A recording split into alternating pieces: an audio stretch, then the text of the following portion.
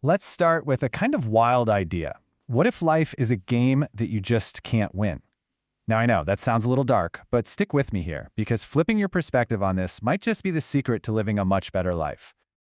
All right, let's just boil it all down to the two absolute, undeniable truths of your existence. On one side, you have the start, you were born, and on the other side, you have the end, you will die.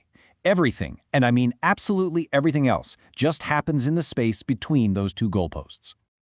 So, if death is the guaranteed ending, what does it even mean to win at life? This whole framework suggests that maybe winning isn't the point at all. Maybe the real objective is about how you choose to play the game with the time you've got. To make this even clearer, think about a Wikipedia page for literally any person in history. Every single one, without fail, starts with the exact same fact. They were born. That's it. It's the universal starting line for every single human story ever told. And here's where that idea really hits home. Just as surely as every page starts the same way, every single one of them eventually ends the same way too, with some version of they died. That's the great equalizer right there. Okay, so let's see how this way of thinking applies to our actual day-to-day lives. And let's start with one of the biggest distractions we all face, our deep, deep attachment to our stuff. Do you remember the very beginning of the COVID lockdowns? All of a sudden, people with a ton of money, with travel vouchers, with all these assets, found they were completely useless. You couldn't go anywhere, you couldn't do anything.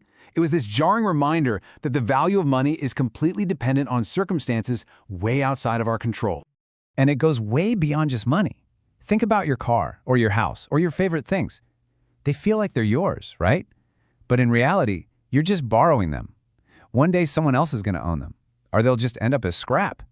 They don't last, and we don't really get to keep them. And our sense of control? So fragile. I mean, think about something as simple as a power outage. In one instant, the internet is gone, the lights are out, the heat disappears. You are immediately reminded of just how thin that veil of modern comfort really is, and how little we actually control it. So, we've talked about the external world of things, but let's shift to our internal world now. Because if our possessions are an illusion, well, our own perspective can be an even bigger trap. Think about the last time you had a really, really bad headache. At that moment, it becomes your entire universe. Nothing else matters except making that pain stop. Then, finally, it goes away, and you feel this incredible wave of relief and gratitude. But what happens the next morning? You wake up, and you've completely forgotten. You don't take a moment to celebrate the simple absence of that pain. And that's the crucial point, isn't it? We almost never appreciate the baseline of just being okay. We don't wake up grateful that the power is on, that we're healthy, or that we don't have that splitting headache. Instead, our focus gets totally hijacked by little things, why our page views are down or why somebody left a rude comment.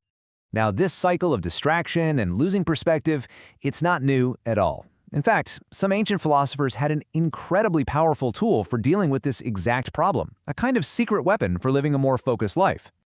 So what is it? What's this ancient tool for breaking free from the tyranny of a simple headache and the illusion of all our possessions? The Stoic philosopher Epictetus gave us this really profound, even if it sounds a little counterintuitive, piece of advice. He basically said, keep death and all the other hard parts of life right there in front of you. And why would you do that? Because when you're staring at the ultimate end, all the small stuff, it just doesn't seem that important anymore. This practice actually has a name, Memento Mori. It's Latin, and it literally means, remember you must die. Now, the point here isn't to be morbid or get all depressed. It's actually a tool for liberation. It's a reminder that's designed to snap you back into the present moment and force you to focus on what actually truly matters. So let's bring this all home and talk about how this isn't some dark, dusty philosophy. It's an incredibly practical tool you can use to live a fuller, more meaningful life, starting right now. When you keep the reality of the end in your mind, it works like the ultimate filter. That rude comment, the traffic jam, that worry about your page views, all of it just gets shrunk right back down to its actual insignificant size. It clarifies your priorities instantly.